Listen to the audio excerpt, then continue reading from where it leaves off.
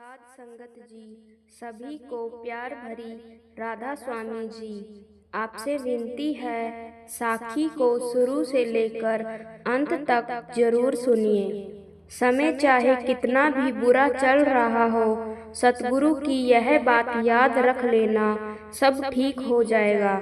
साध संगत जी, समय चाहे कितना भी बुरा चल रहा हो तो हमें घबराना नहीं चाहिए। हमें डटकर उन मुसीबतों का, बुरे वक्त का सामना करना चाहिए। मगर हम जीव कमजोर हैं, हम जल्दी हौसला छोड़ देते हैं, घबरा जाते हैं। हम सोचते हैं कि लगता है कि मेरी इन मुश्किलों का कोई हल नहीं है और हम पूरी तरह से टूट जाते हैं, निराश हो जाते हैं। और अगर ऐसा हो रहा है, हमें कोई हल नहीं दिखाई दे रहा है, तो हमें सतगुरु की इन बातों को याद कर लेना चाहिए, इन बातों पर अमल कर लेना चाहिए। फिर ही हमारे जीवन से सभी परेशानियां और दुख दूर हो सकते हैं, क्योंकि संत सतगुरु के पास हर मुश्किलों का हल होता है। वह हमें हर मुश्किलों से बाहर निकाल देते हैं।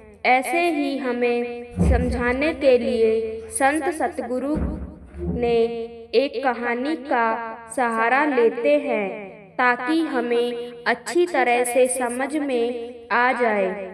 एक बार एक बहुत ही दुखी व्यक्ति सतगुरु के पास आकर कहता है कि हे सतगुरु जी, मैं अपनी इस जिंदगी से बहुत दुखी हूँ। मैं अपनी पत्नी और बच्चों को भी खुश नहीं रख सकता और मैं अपने लिए भी कुछ नहीं कर पा रहा हूँ। कभी कभी तो मेरे मन में यह ख्याल आता है कि अपने जीवन को ही खत्म कर दूं। इसलिए है संत सतगुरु जी, आप इतनी भक्ति करते हैं, तो क्या आप मुझे कोई ऐसा रास्ता बता सकते हैं जिससे यह मेरे जीवन में जो बुरा वक्त चल रहा है तो यह समाप्त हो जाए। मेरा बहुत बुरा समय चल रहा है, 2 वक्त की रोटी का भी इंतजाम मेरे लिए करना बहुत मुश्किल हो गया है। इसीलिए आप ही मुझे कोई उपाय बताएं, कैसे मैं अपने परिवार को खुश रखूं। मुझे कोई ऐसा आसान सा तरीका बताएं, क्योंकि मैं ज़्यादा पढ़ा लिखा तो नहीं हूँ, और अगर आप बड़ी से बड़ी ज्ञान की बातें करेंगे तो शायद मैं कभी समझ भी नहीं पाऊंगा। यह सुनकर संत सतगुरु ने मुस्कुराते हुए कहा कि तो फिर तुम एक काम करो। उन्होंने सामने की तरफ इशारा करते हुए कहा कि उस ऊंची पहाड़ी पर एक मंदिर है और उस मंदिर के पास चींटियों का एक घर है, जहां पर हजारों चींटियां रहती है।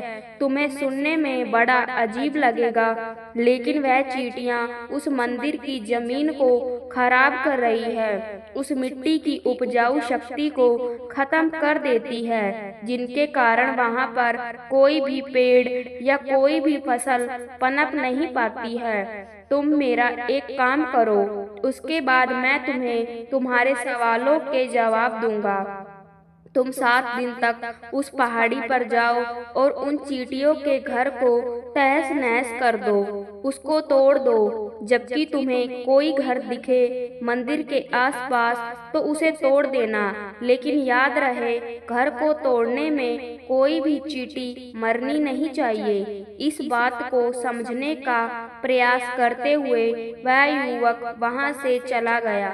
शायद उसको कुछ समझ में नहीं आया था कि संत सतगुरु जी ऐसा क्यों करवा रहे हैं, क्योंकि संत महात्माओं की बातों में राज छुपे होते हैं और वह अपने शिष्यों को समझाने के लिए लीला रचते हैं। वह सोचने लगा, क्यों उन चींटियों का घर तुड़वाना चाहते हैं, आखिर कौन महात्मा ऐसा करेगा। मगर फिर भी संत सतगुरु की बात मानते हुए वह अगले दिन से ही पहाड़ी पर जाना शुरू कर देता है। जब वह पहली दिन पहाड़ी पर पहुंचता है तो देखता है कि बहुत सारी चींटियां अपना खाना जुटाने में लगी हुई है। सभी चींटियां कतार में चल रही है और अनाज के छोटे छोटे कण उठाकर अपने घर में जमा कर रही है। यह देखकर पहले तो उस युवक का मन कमजोर पड़ गया। उसने सोचा कि यह इतनी मेहनत करके अपना घर भर रही है और मैं इनका घर तोड़ दूंगा तो इनको कितना बुरा लगेगा। मगर फिर उसने उन महात्मा की बात याद करते हुए उस घर को तोड़ना शुरू कर दिया और जल्द ही चींटियों में हाहाकार मच गया। वह इधर उधर दौड़ने लगी तो कतार में जो चल रही थी वह कतार बिखर गई थी। अपनी अपनी जान बचाने के लिए इधर उधर भागने लगी। थोड़ी देर में वह घर टूट गया और यह करने के बाद वह व्यक्ति दुखी मन से अपने घर लौट आया। उसका मन परेशान था, दुखी था, पश्चाताप से भरा हुआ था। फिर वह अपने बिस्तर पर लेटे लेटे सोचता रहा कि अब तो उन चींटियों का घर तबाह हो चुका है, अब वहां वापस जाने का क्या फायदा होगा, क्योंकि चींटियों के घर को तोड़ने के लिए महात्मा जी ने कहा था, जो मैं कर चुका हूँ। और फिर कुछ सोचकर अगले दिन फिर उसने जाने का निश्चय किया और अगले दिन सुबह सुबह उठकर वह वापस उस पहाड़ी पर पहुंच जाता है। पहाड़ी पर पहुंचकर वह उसी जगह पर पहुंचता है जहां पर पिछली सुबह उसने चींटियों के घर को तोड़ दिया था। मगर वह यह देखकर चौंक जाता है कि उन चींटियों ने फिर से अपना घर उसी जगह पर बना लिया था और वह फिर से अपने घर के लिए सामान इकट्ठा करने में जुटी हुई थी। उस युवक को लगा कि यह चींटियां कितनी मूर्ख हैं। इनको पता है कि कल इनका घर इसी जगह पर तोड़ दिया गया था और फिर उसी जगह पर इन्होंने नया घर बना लिया है। और यह सोचकर वह व्यक्ति हंसने लगा। मगर फिर से महात्मा की बात याद करते हुए उसने उन चींटियों का घर फिर से तोड़ दिया। फिर से उन चींटियों में हलचल मच गई और थोड़ी देर में वह चींटियां इधर उधर अपनी जान बचाने के लिए भागने लगी। कुछ ही देर में उनका घर फिर से टूट गया और वह व्यक्ति थोड़ा संतोष भाव से कि इस बार तो मैंने उस घर को अच्छी तरह से तोड़ दिया है, अब तो वह चींटियां यहाँ पर अपना घर बना ही नहीं पाएगी। और इसलिए जाने से पहले उसने उस घर पर ठंडा पानी भी डाल दिया ताकि चींटियां वहां पर अपना घर ना बना सके। और इस तरह से अपना कर्म पूरा करते हुए वह व्यक्ति फिर से अपने घर लौट आया। आज रात्रि के समय वह व्यक्ति यही सोच रहा था कि क्या वह महात्मा सही काम करवा रहा है, क्या किसी का घर तोड़ देना किसी सिद्ध पुरुष को शोभा देता है, और क्या पता वह महात्मा सिद्ध पुरुष हो ही ना तो क्या होगा अगर वह मुझे बेवकूफ बना रहे हैं। लेकिन फिर उसने निश्चय किया कि मैं अपने काम को पहले पूरा कर लेता हूँ, उसके बाद ही पता चलेगा कि वह महात्मा मुझसे ऐसा क्यों करवा रहे हैं। और यही सोचते सोचते वह रात को सो जाता है। अगले दिन सुबह उठकर वह फिर से उस पहाड़ी की ओर चला जाता है। पहाड़ी पर पहुंचकर वह उसी जगह पर पहुंचता है जहां पर उसने उनका घर तोड़ दिया था और वह यह देखकर खुश हो जाता है कि वहां पर कोई भी घर नहीं था। सभी चींटियां वहां से भाग चुकी थी। और फिर उसने सोचा कि अब मेरा रोज रोज आने का क्या फायदा होगा, क्योंकि चींटियां तो अपना घर बदल चुकी है और महात्मा जी ने मुझे 7 दिन बाद आने को कहा था, लेकिन आज तो तीसरा ही दिन है, अब बाकी 4 दिन वापस आने का क्या फायदा होगा। और यही सोचकर उसने निश्चय किया कि यहाँ से वह सीधा उसी महात्मा के पास जाएगा और उनको यह पूरी बात बता देगा। जब वह वापस मुड़कर उस पहाड़ी से कुटिया की तरफ जाने लगा, तभी उसकी अचानक नजर एक और घर पर पड़ी, जो कि चींटियों का ही बनाया हुआ था। मतलब कि वह घर चींटियों ने ही बनाया था और अब वह चींटियां नए घर में वास कर चुकी थी। यह नया घर उनके पुराने घर से थोड़ी ही दूरी पर था। जब उस व्यक्ति की नजर इस घर पर पड़ी तो उसने सोचा शायद महात्मा को पता था कि यह चींटियां अपना घर यहाँ से बदलकर किसी दूसरी जगह पर बना लेगी, इसलिए उन्होंने मुझे 7 दिन बाद आने को कहा था। और यह विचार करके वह उनका नया घर भी तोड़ने पहुंच जाता है। जब वह वहां पहुंचता है तो चींटियां उसी तरह अपने कार्य में लगी हुई थी।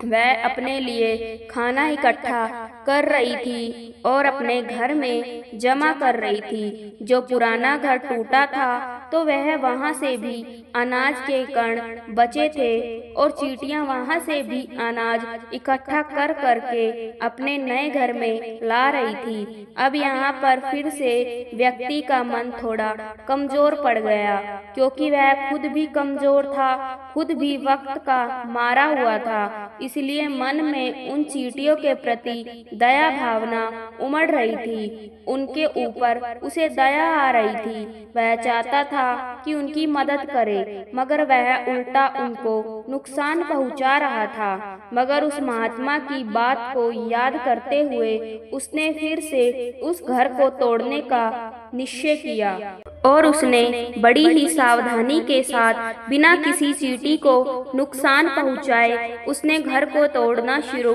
कर दिया। वक्त थोड़ा ज्यादा लगा, क्योंकि किसी भी चींटी को नुकसान ना पहुंचाने की शर्त महात्मा ने पहले ही रखी थी। और फिर उसने उस घर को भी बड़ी सावधानी के साथ उस घर को भी तोड़ दिया था।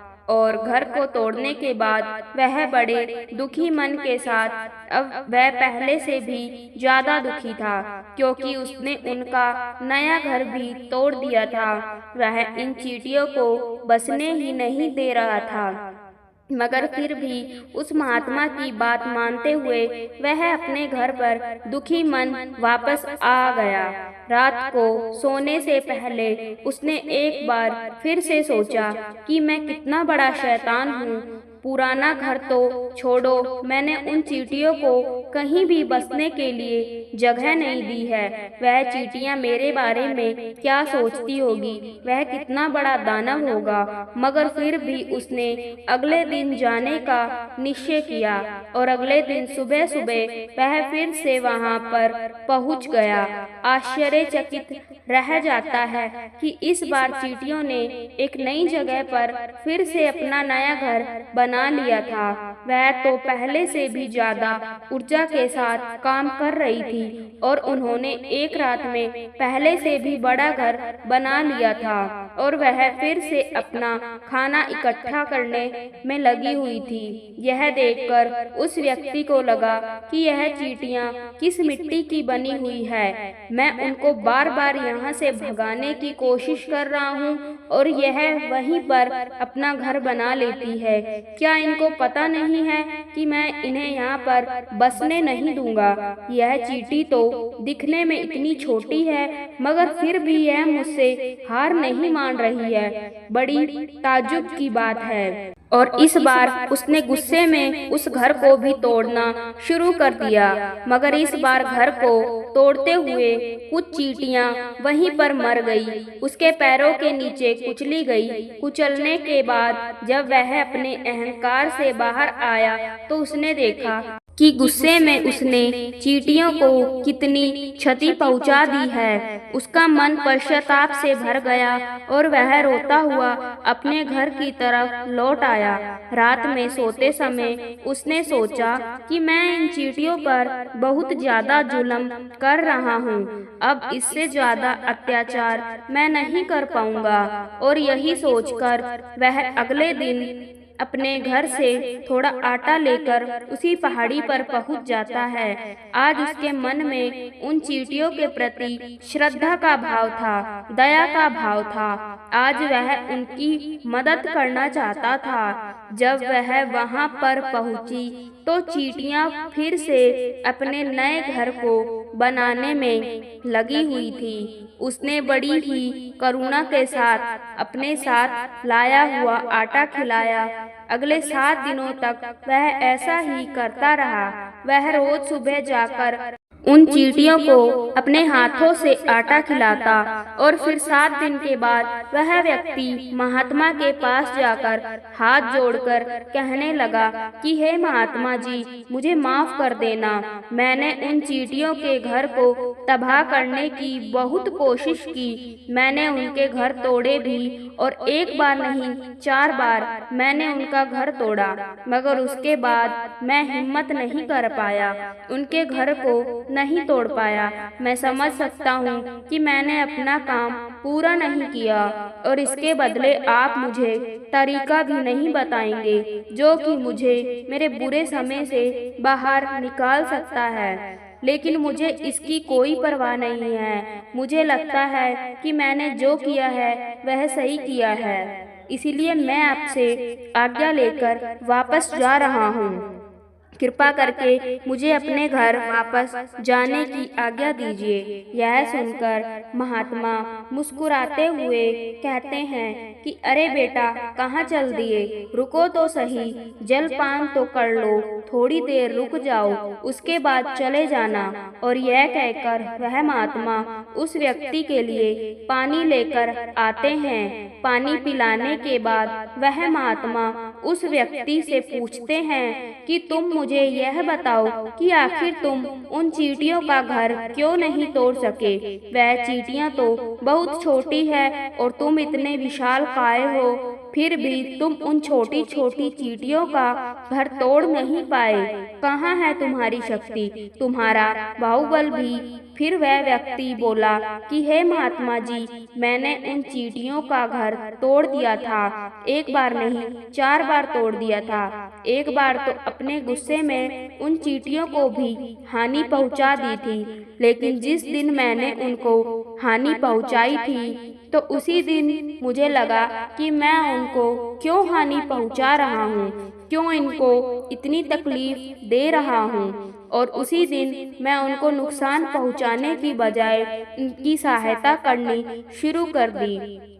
यह सुनकर उस महात्मा ने कहा कि यही तो सीखने की बात है। एक छोटी सी चींटी हमें जीवन का संदेश दे जाती है। मैंने तुम्हें उन चींटियों का घर तोड़ने के लिए नहीं भेजा था, मैंने तुम्हें इसीलिए भेजा था ताकि तुम उन चींटियों से कुछ सीख सको। तुम्हें क्या सीख मिली? यह सुनकर उस व्यक्ति ने पूरी कहानी बयान कर दी। पूरी कहानी सुनने के बाद महात्मा ने मुस्कुराते हुए कहा कि बेटा, पहली सीख जो इन चींटियों से मिलती है तो यह है कि तुमने कितनी बार उनके घर को तोड़ने की कोशिश की, उनके घर तबाह हो जाएं, मगर वह हर बार एक नया घर बना लेती थी। उन्होंने कभी भी हार नहीं मानी। अगर वह हार मान लेती तो वह चींटियां तुम्हें वहां नहीं मिलती। जीवन कार्यशाली का काम है, मगर हम मनुष्य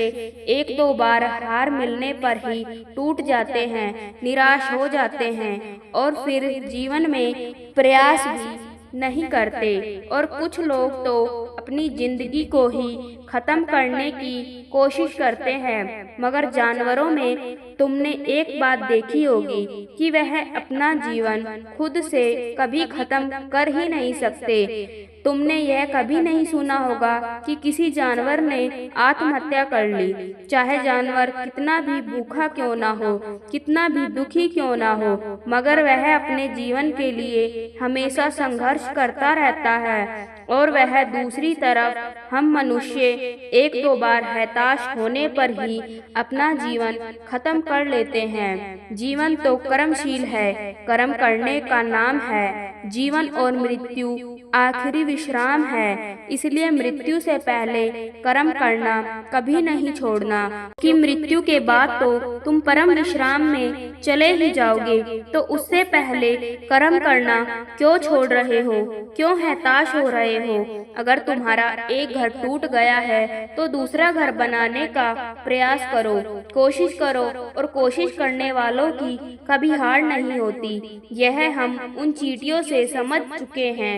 देखने में तुमसे कितनी छोटी है और तुम इतने बड़े हो, मगर उनका मन तुम्हारे मन से इतना बड़ा है, कितना विशाल है, कितना दृढ़ संकल्प है कि इतने बार घर टूटने पर भी उन चींटियों ने कभी हार नहीं मानी।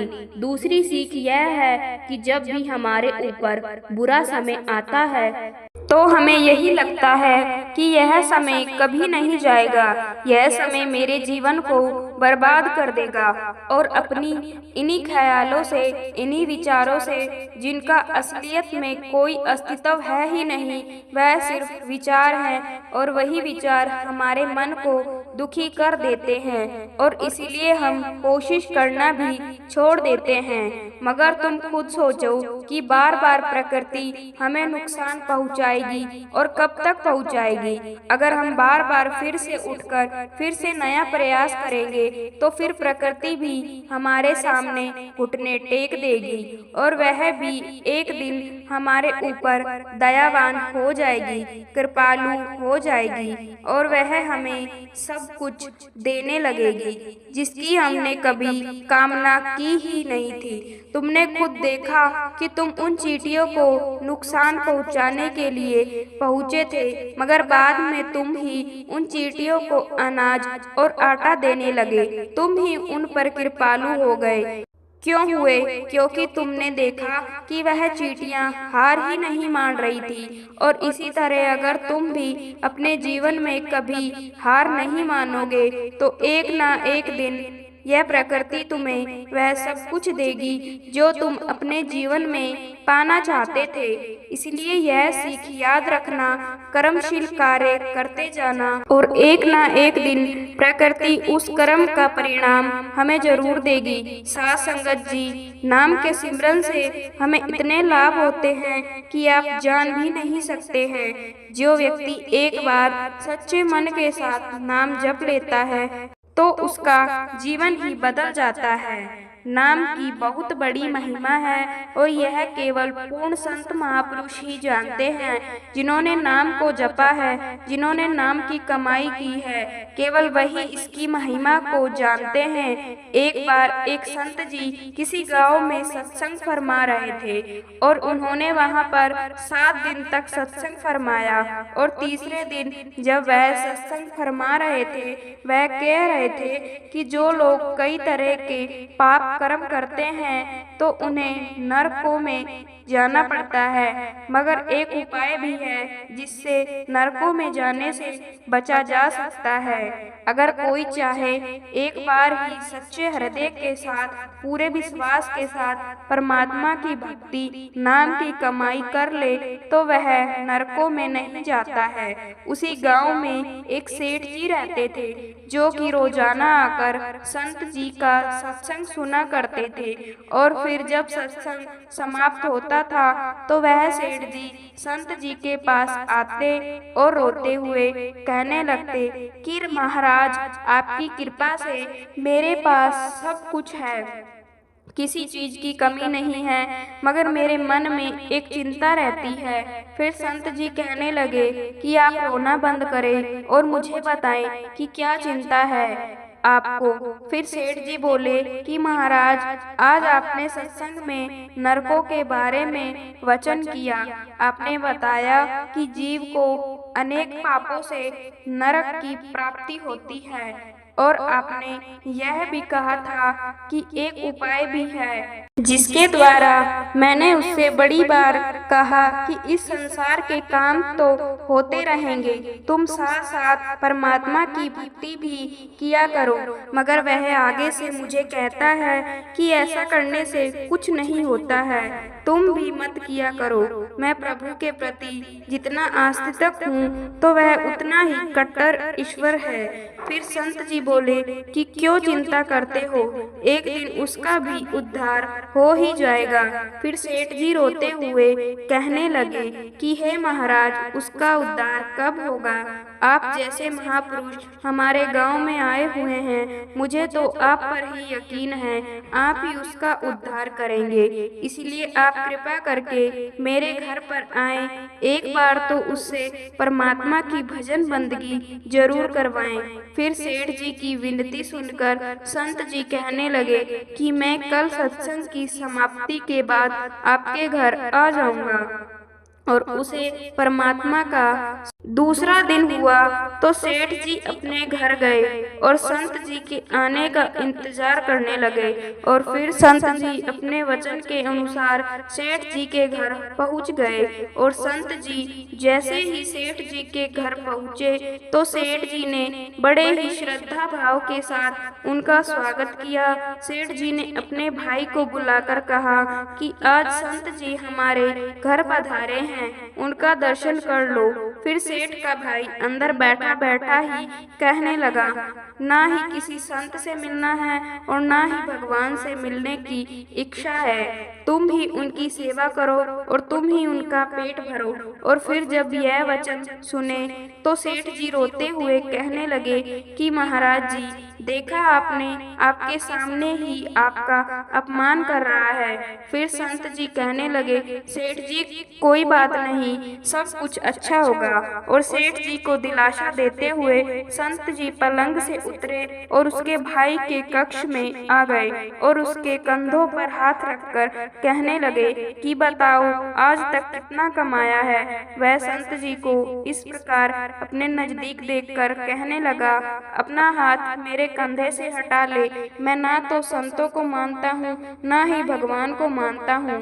लोग जितने आस्तिक होते हैं, मैं तो उतना ही कट्टर नास्तिक हूँ, मैं भगवान को नहीं मानता हूँ। आप मेरे नजदीक क्यों आए हैं? फिर संत जी कहने लगे कि मैं तो अपना काम करने आया हूँ, क्योंकि संतों का काम होता है लोगों का उद्धार करना, उन्हें सही मार्ग पर लाना।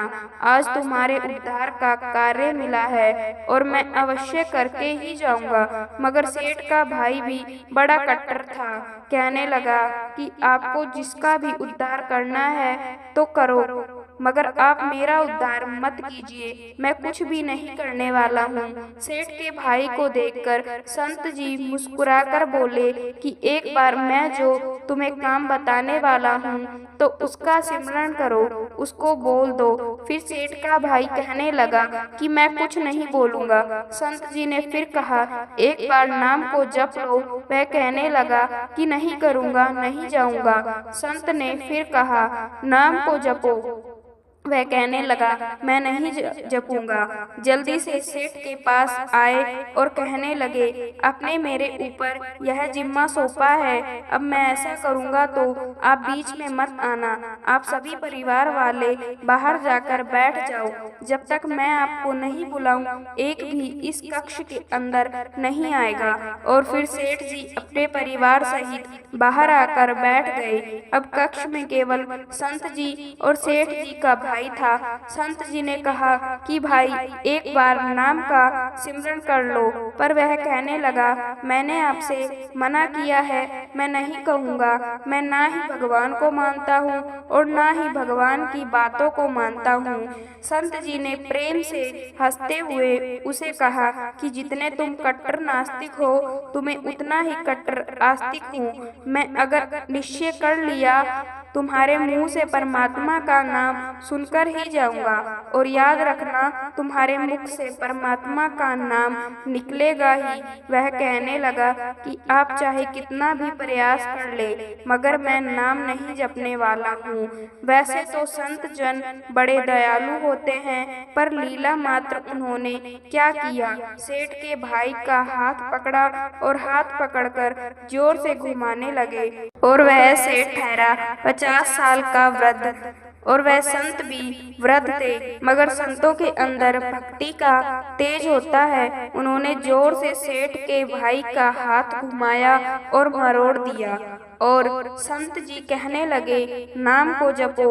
वह कहने लगा, नहीं जपूंगा। और फिर संत ने सेठ के भाई का हाथ घुमाकर सेठ के भाई को जमीन पर पटक दिया और खुद उसकी पीठ पर बैठ कर कहने लगे, नाम को जपो। वह कहने लगा, नहीं जपूंगा।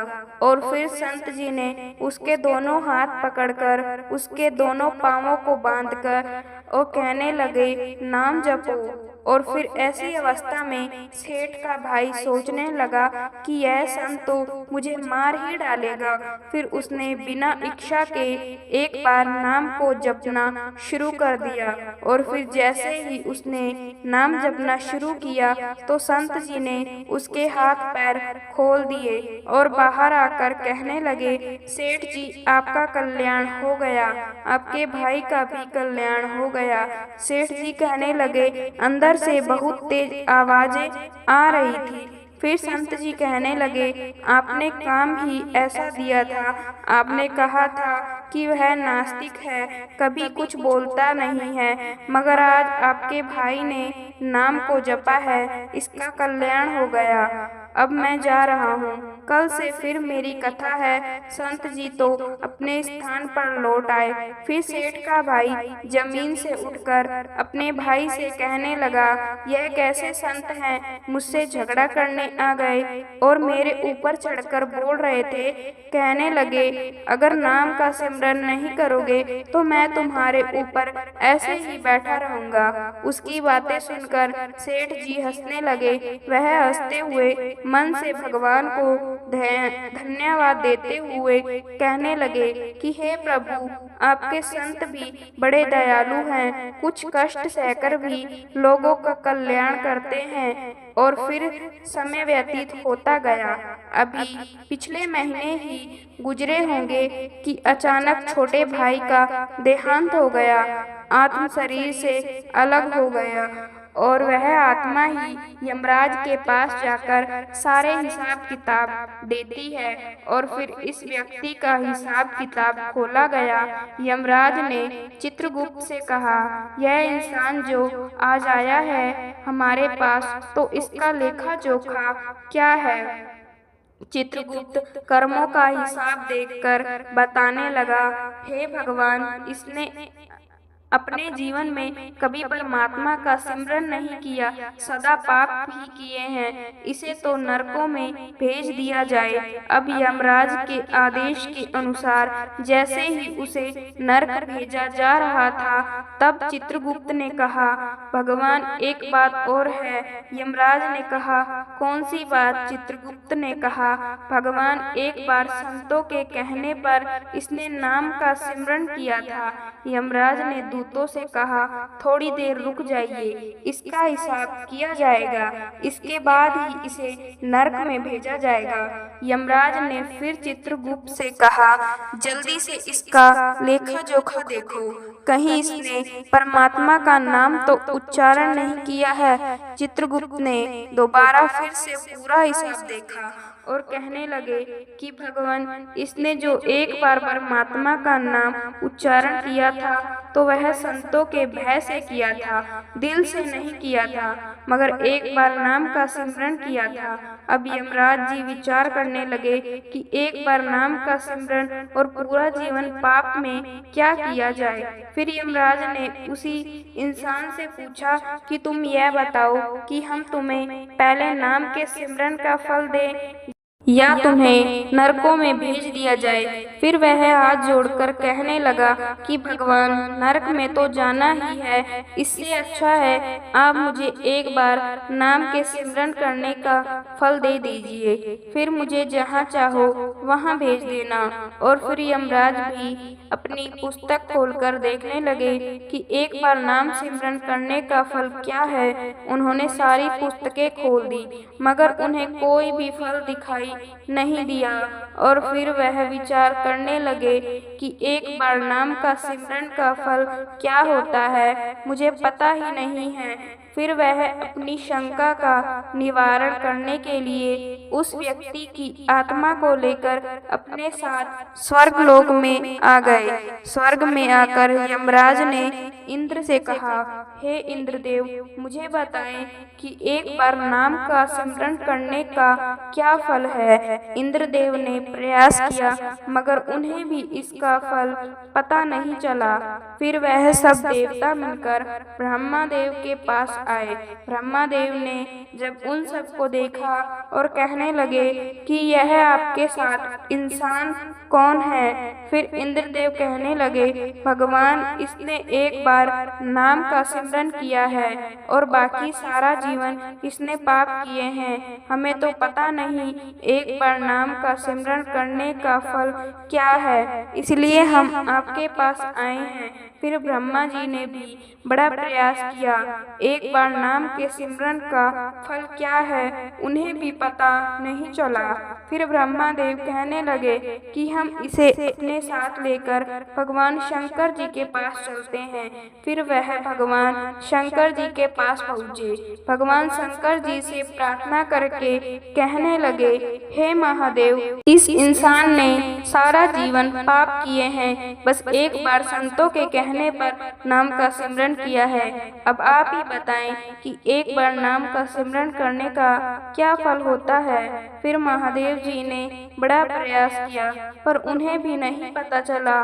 फिर भगवान शंकर जी कहने लगे कि हमें सभी को भगवान श्री कृष्ण जी के पास चलना पड़ेगा, क्योंकि वही इसके बारे में जानते हैं। ऐसा सोचकर सभी देवी देवता उस इंसान की आत्मा को लेकर भगवान श्री कृष्ण जी के गोलोक धाम में पहुंच गए। गोकुल धाम में भगवान श्री कृष्ण जी राधा जी के साथ अपने आसन पर विराजमान थे। भगवान श्री कृष्ण जी ने सभी देवी देवताओं का सम्मान किया और उनसे पूछा कि आज अचानक आने का क्या कारण है। तब भगवान शंकर जी हाथ जोड़कर कहने लगे, हे भगवान, यह इंसान, इसने अपने जीवन में अनेक पाप किए हैं, पर एक बार इसने परमात्मा का नाम जपा है। यमराज जी इस बात का पता नहीं लगा सके कि एक बार परमात्मा का नाम जपने का फल क्या है, तो वह इसकी जानकारी लेने के लिए इसके साथ इंद्र के पास आए थे।